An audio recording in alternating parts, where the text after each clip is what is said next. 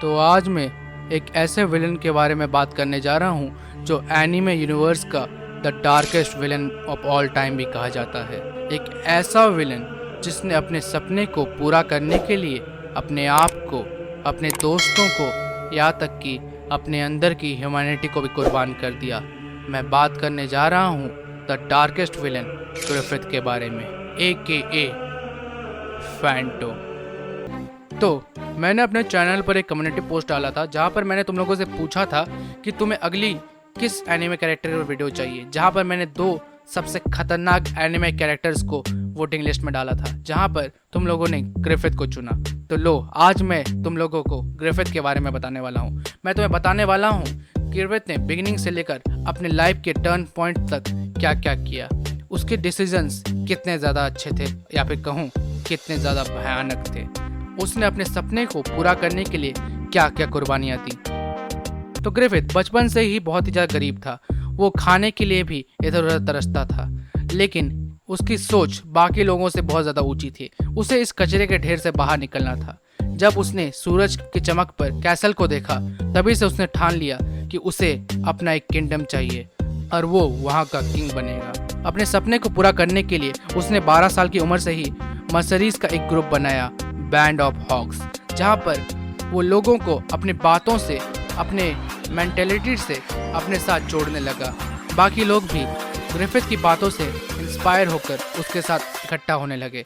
जैसा मैंने स्टार्टिंग में कहा था, ग्रिफिथ बचपन से ही बहुत ज़्यादा ऊंची सोच रखने वाला था और साथ ही साथ ग्रिफिथ ये भी जानता था कि किसी भी व्यक्ति को उसके अंदर के ट्रू पावर को किस तरह निकाला जाए। जब कैसिका बैंड ऑफ हॉक में ज्वाइन नहीं हुई थी, तब उस टाइम एक नॉबल उसके साथ करना चाहता था, लेकिन ग्रिफिथ ने उसे उस समय बचाया नहीं, बल्कि उसके हाथ में तलवार थमा दी और अपनी रक्षा खुद करने को कहा। इससे हम ये समझ सकते हैं कि ग्रिफिथ बचपन से ही किस टाइप की मेंटेलिटी का था। वो लोगों से उसकी ट्रू पावर को किस तरह से एग्जीक्यूट किया जाए ये अच्छी तरह जानता था और इसी वजह से लोग भी उसके साथ जुड़ने लगे।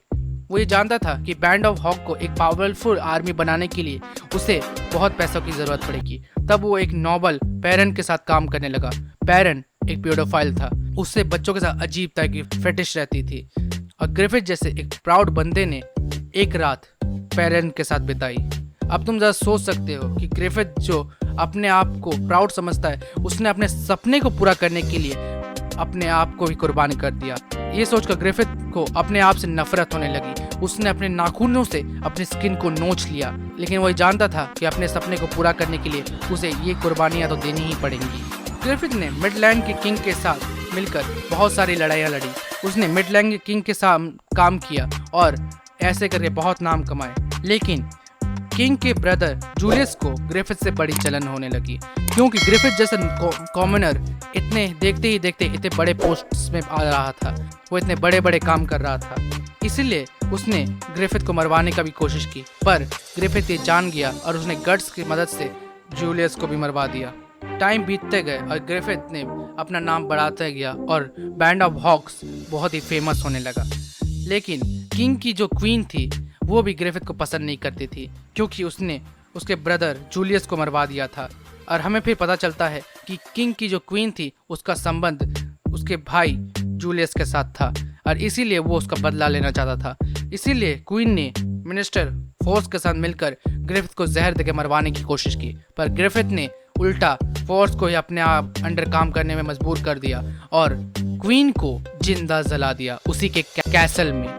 तो हम सोच सकते हो कि ग्रिफिथ किस तरह की प्लानिंग करता है। ग्रिफिथ ये जानता है कि उसके पास नॉलेज ही उसकी सबसे बड़ी पावर है। वो किसी भी तरह के बैटल को लड़ने से पहले अपना पूरा दिमाग लगवाता है कि वो उसे कैसे जीतेगा। ऐसा करके उसने बहुत सारी लड़ाइयाँ लड़ी। उसने अपने माइंड का बहुत अच्छे तरह से यूज़ किया।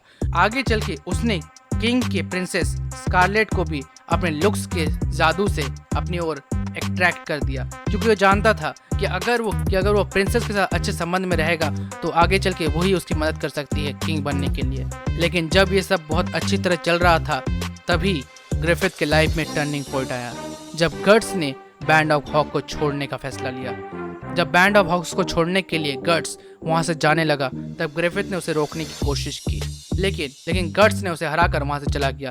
ये शौक ग्रिफिथ के लिए बहुत ज़्यादा था, क्योंकि पहली बार किसी बंदे ने ग्रिफिथ को छोड़ा था और ये जानकर उसकी मेंटल स्थिति बहुत ही बिगड़ गई। यहाँ तक कि उस टाइम पर उसे अपने ऊपर ही कोई होश नहीं था। उसने प्रिंसेस स्कारलेट के साथ किया। जब वो किंग के द्वारा पकड़ा गया तब उसे लंबे समय के लिए टॉर्चर चेंबर में बंद कर दिया गया और वहाँ पर उसकी हालत बहुत ही ज़्यादा खराब हो गई। टॉर्चरर ने उसे इतने ज़्यादा दर्द दिए जिससे ग्रिफिथ बर्दाश्त नहीं कर सकता था। बहुत लंबे समय तक उसके खाल को उसके बॉडी से अलग कर दिया गया। उसकी हालत बहुत ही बदतर कर दी गई थी। जब गट्स और बैंड ऑफ हॉक के सभी मेंबर्स उसे बचाने के लिए आए तब वो देखकर ये हैरान हो गए कि इस जैसा बंदे की अब क्या हालत हो चुकी है। वो एक जिंदा लाश की तरह बन चुका था। यहाँ तक कि ग्रिफिथ को भी ये विश्वास नहीं हो पा रहा था कि जो एक पल के लिए उसे जो स्टेटस, उसे जो पावर मिली थी वो क्या हो चुकी है। वो अपनी रियलिटी को एक्सेप्ट नहीं कर सकता था। उसे लगा कि ये जो कुछ भी हो रहा है एक गट्स की वजह से हो रहा है। वो उसे नहीं छोड़ता तो आज वो अपने सपने के बहुत नज़दीक आ जाता और इसीलिए उसे गट्स से नफरत होने लग गई। यहाँ तक कि उसने अपने आप को मारने की भी कोशिश की, लेकिन कहते हैं ना, जो किस्मत में होता है उसे कोई नहीं टाल सकता। और यही चीज़ ग्रिफिथ के साथ हुई। जो पिलिथ उसे बहुत पहले मिला था वो वापस उसके पास आया और उसके इमोशंस की वजह से वो पिलिथ एक्टिव हो गया और उसके सारे आंख मुंह एक साथ आ गए और उस पिलिथ ने एक डायमेंशन खोला जो उसे ले गया गॉड ऑफ हैंड्स के पास। यहाँ तक कि बाकी बैंड ऑफ हॉक के मेंबर्स भी उसी डायमेंशन में आ गए। वहाँ पर उस डायमेंशन के गॉड ऑफ हैंड्स ने उसे डील रखी, जिन्हें वो सबसे ज़्यादा पसंद करता है उन्हें कुर्बान कर दे और गॉड ऑफ हैंड्स उसके सपने को पूरा कर देंगे।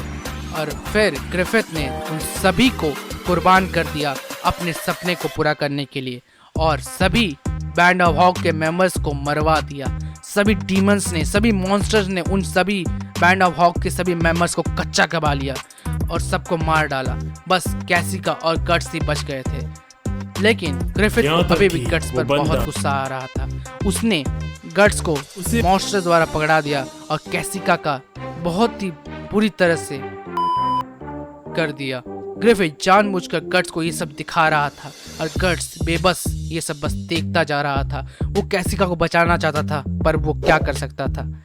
गट्स को ये विश्वास ही नहीं हो रहा था कि जो बंदा उसका सबसे अच्छा दोस्त था वो उसके साथ क्या कर रहा है। और यहाँ पर ग्रिफिथ बना the darkest villain of all time, Griffith या कहूँ फैंटो। अब देखो, ग्रिफिथ की मेंटेलिटी की बात करें तो ग्रिफिथ के लिए उसका सपना ही सब कुछ था। हम ये देख सकते हैं कि ग्रिफिथ स्टार्टिंग में एक ऐसा कैरेक्टर था जिसके लिए अपना डिज़ायर ही सब कुछ है। उसने बैंड ऑफ हॉक्स को इसीलिए बनाया था कि वो अपने सपना को पूरा कर सकते। वो गट्स से इसलिए अपने साथ ज्वाइन करवाया कि जिससे वो अपने सपने को पूरा कर सकते। उसका हर एक स्टेप बस अपने ड्रीम को पूरा करने के लिए था, अपने किंग बनने के सपने को पूरा करने के लिए था। लेकिन इसके बाद भी जब वो सब कुछ से नहीं मिला तो उसने अपने दोस्तों को भी कुर्बान कर दिया बस अपने सपने को पूरा करने के लिए। उसने ये तक नहीं सोचा कि जो लोग उसे बचाने के लिए आए हैं, अपनी जान को कुर्बान करने के लिए आए हैं, वो उसके साथ क्या कर रहा है। और यहाँ पर ग्रिफिथ ने ये प्रूव कर दिया कि अगर विलेन के पास प्लॉट आर्मर रहे तो वो क्या तबाही मचा सकता है। और उसके पावर लेवल्स को यूज करके उसने गट्स को भी कितनी तरह से ओवरटेक कर दिया। और इस टाइम पे ग्रिफिथ एक ह्यूमन नहीं था, वो बन चुका था द गॉड ऑफ हैंड। तो ये थी आज की वीडियो। उम्मीद है तुम लोगों को अच्छा लगा होगा। अगर तुम्हें अच्छा लगा है तो इस वीडियो को लाइक करो, चैनल को सब्सक्राइब करो, कमेंट करके बताओ कि तुम्हें और किस तरह के कैरेक्टर्स पर वीडियो चाहिए। साथ ही साथ तुम मेरे और वीडियोस को भी देख सकते हो। ये रहे कुछ वीडियोस, इनको भी तुम एक्सप्लोर कर सकते हो। मैं मिलता हूँ तुम्हें किसी और वीडियो में। Okay, bye.